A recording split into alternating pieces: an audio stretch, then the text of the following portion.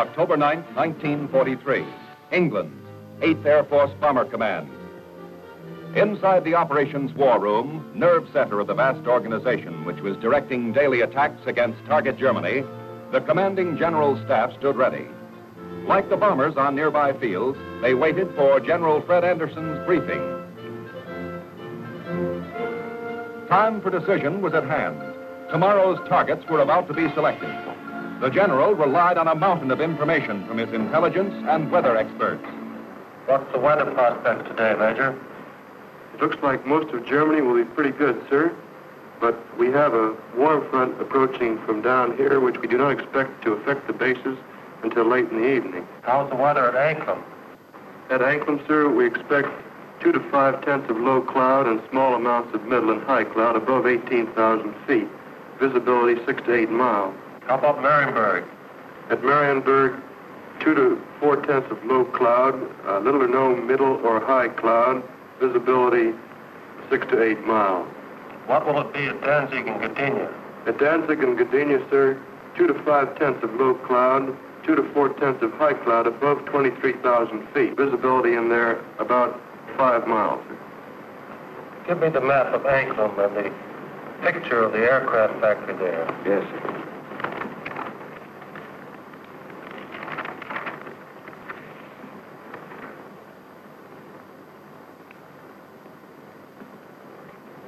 All right, Marienburg, the Focke-Wulf factory. Yes, sir.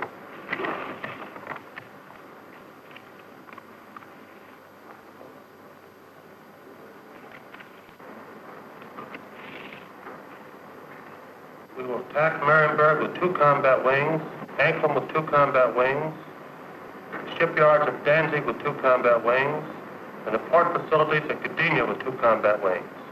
That will require a maximum effort. Maximum effort. This field order was flashed to 150,000 men and 600 aircraft. The mighty 8th Air Force was alerted.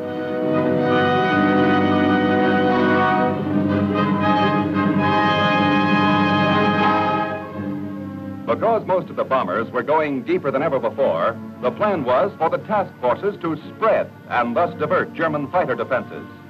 Each route, though aimed at a vital target in the enemy's industrial heart, was carefully plotted to minimize enemy flak and fighter interference. General Bob Williams' 1st Division tackled their part in the mission.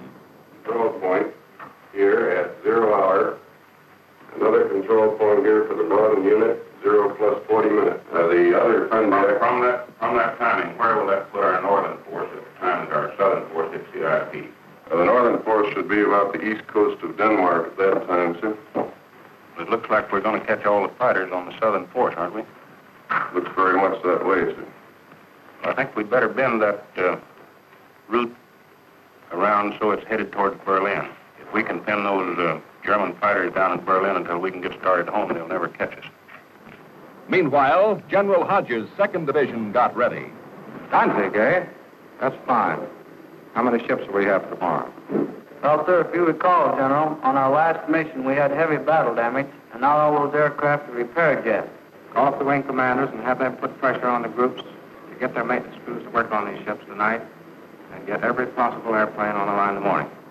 The planning continued at General Russ Wilson's 3rd Division. Looks pretty good, sir. We're going to be right over a lake there for a good checkpoint at the turn. We're going in against the sun. The sun will be at our back, sir. Defenses at the target. Major Frost, what about the flak defenses? Sir, the upper target, there are 24 guns. That approach is good. The lower target isn't defended by heavy guns. No heavy guns whatever at Marienburg. None, sir. At combat wing operations, Colonel Kessler's unit plotted airplane takeoffs and assembly. The field order requires that we provide the 2nd Combat Wing and the 2nd Air Task Force. 89th Group will lead, 81st Group will be high, and the 63rd Group will be low. That means that Colonel Whitman will lead the combat wing on this mission? That'll be fine.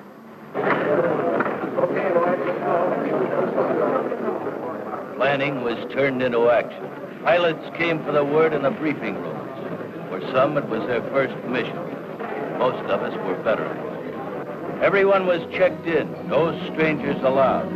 What went on here could mean life or death in the air later.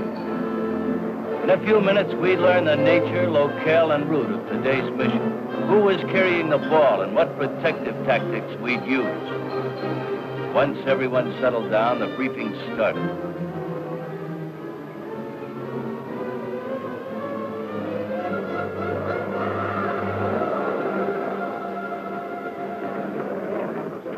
The target for today is Anklum. Specifically, you are to destroy the Arado factory. This group is meeting at formation to Marionsburg today. The 80th will be high group and the 764th will be low group.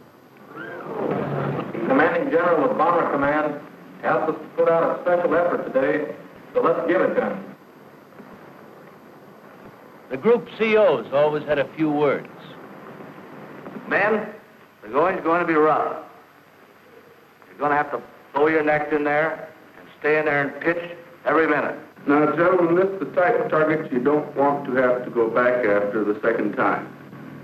Remember that your biggest enemy is still the single-engine fighter plane. Now, you bombardiers, take your time in going in on your releases. Now, if you get in any trouble up in this area, remember you can always go over to Sweden. Get on, it's an easy country. And it's close over there. Could be rough. Don't think it'll be too bad. And whether it's easy or rough, I'll be sitting out in front, taking the whole works in. It was quite a show.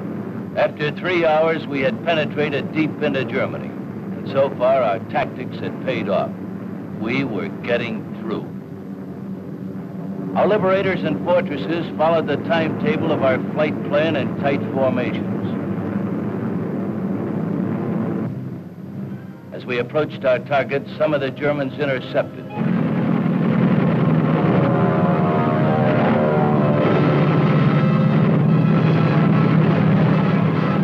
But enemy fighters and enemy flak didn't stop us from getting to our objectives. Anklum, Gdynia, Danzig, Marienburg.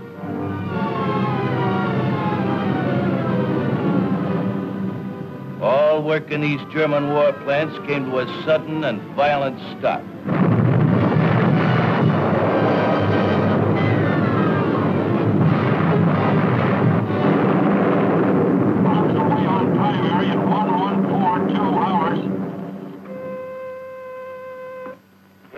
Sir, in addition to Anklum, which was attacked at 1142, Marienburg was attacked at 1305. Danzig was attacked at 1307. On bombing the target, the group leader instantly called the Bomber Command. This command, in turn, promptly informed Ira Aker, the commanding general of the 8th Air Force. General Baker, I have the additional information. I reported to you that Anklum was attacked. All primaries were attacked. We received strike messages on all primaries.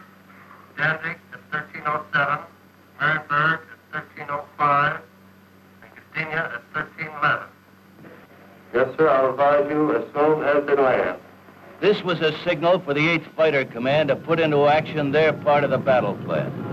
At the British bases, more than 150 P-47s began to take off to escort the returning task forces.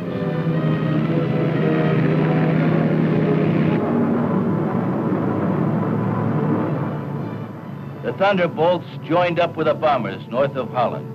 Immediately, enemy fighter activity ceased. From now on, it was a milk run.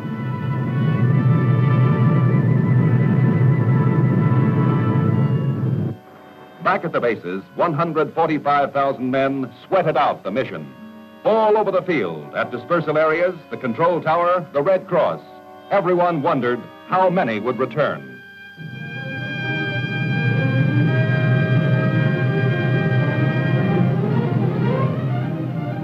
Finally, the Marienburg task force was sighted, more than 90 strong. Only 2 bombers missing from this group. The other task forces to Gdynia, Danzig, and Anklum had suffered stiffer enemy pounding. Tactics had called for them to attract enemy fighters away from the main target. It was a calculated risk, but compared to Schweinfurt, losses were cut in half.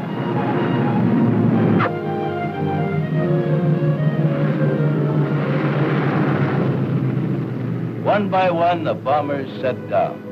At long last, the flyers had returned home. Happy that they got back, our gunners celebrated their victories. Nearly 150 enemy planes destroyed.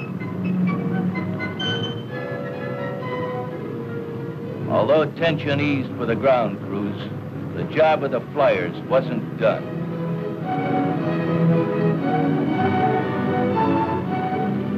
Before the airmen could rest, they were rushed to interrogation while their impressions and memories were still fresh. Every bit of information was needed for future planning. 3 hours and 21 minutes ago, these men were over Anklam. What time did you go over the target? At 11:43 hours, we were in at 12,000 feet. Did you get your bombs on the target? Yeah.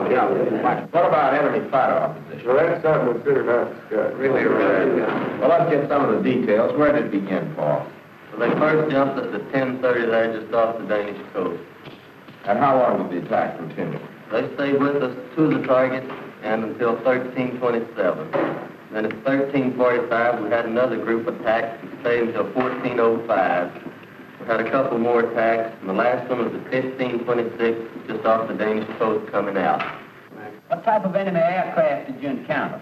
Well, from what I could see from the tail, they threw the book at us. FW-19s, ME-109s, 110s, 210s, Dorniers, even Ju-87s and 88s. I knocked down two. They were making attacks about 5 o'clock level. Yeah, I saw them. One of them blew up in the air, and the other one went down in flames. Were any other guns firing at these planes? No, sir. These were my babies. Interrogation over, the cold facts were collected. Strike photos were processed. They revealed the primary target, the Marienburg Focke-Wulf aircraft plant, almost completely destroyed. Only yesterday it had been turning out half of Germany's FW-190 fighters. In fact, the concentration of bomb bursts was so great that General Hap Arnold called it the finest example of precision bombing on record up to this time. Success was the result of scientific planning by an Air Force which knew its business. For 2 more years, the lessons of these maximum effort, long-distance missions were to be applied on an even greater scale over Germany and then Japan, with the combined bomber and escort fighter strength of the growing United States Air Force.